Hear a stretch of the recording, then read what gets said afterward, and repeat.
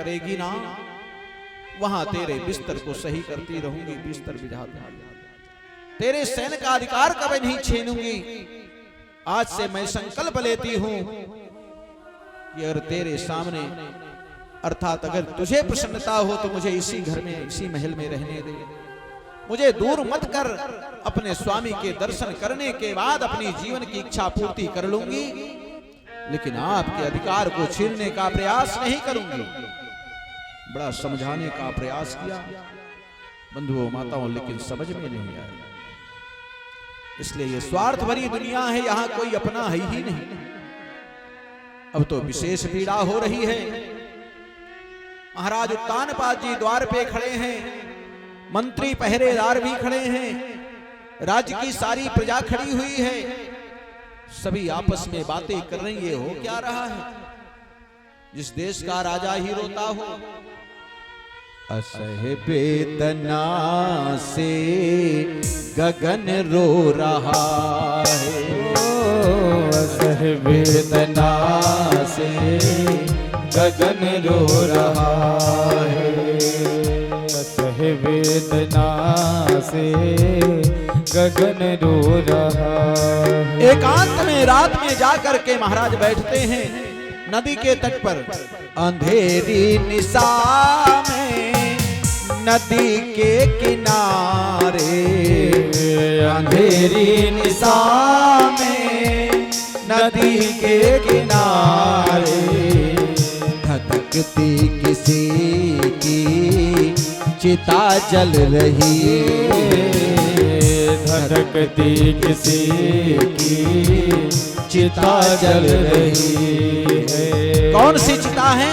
वो पति पत्नी का प्रेम आज ये जल रहा है। क्यों आज हम अपनी देवी से मिल नहीं पाएंगे? आज मुझे अपने जीवन में अकेले ही रहना पड़ेगा। मैंने बड़ा निवेदन किया था कि हे देवी, एक देवी के रहते दूसरी देवी की आवश्यकता नहीं, एक रानी के रहते हुए दूसरी रानी का प्रवेश नहीं होना चाहिए। लेकिन स्वार्थ भरी दुनिया में अपनी बहन से अधिक प्रेम करने वाली वो देवी वेदना से गगन रो रहा है, असह वेदना से गगन रो रहा है।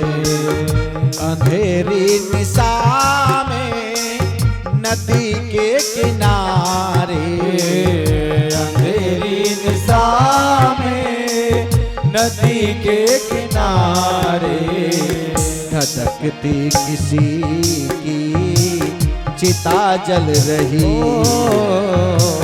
धधकती किसी की चिता जल रही है। चिता में मधुर प्यार जलते वो देखा, चिता में मधुर प्यार जलते वो देखा, असह वेदना से गगन रो रहा है, असह वेदना से गगन रो रहा है।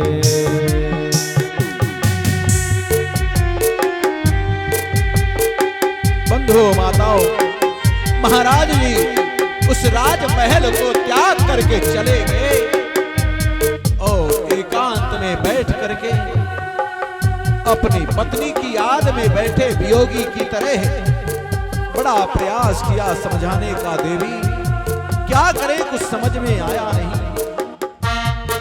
वेदना से गगन रो रहा है, असह वेदना से गगन रो रहा।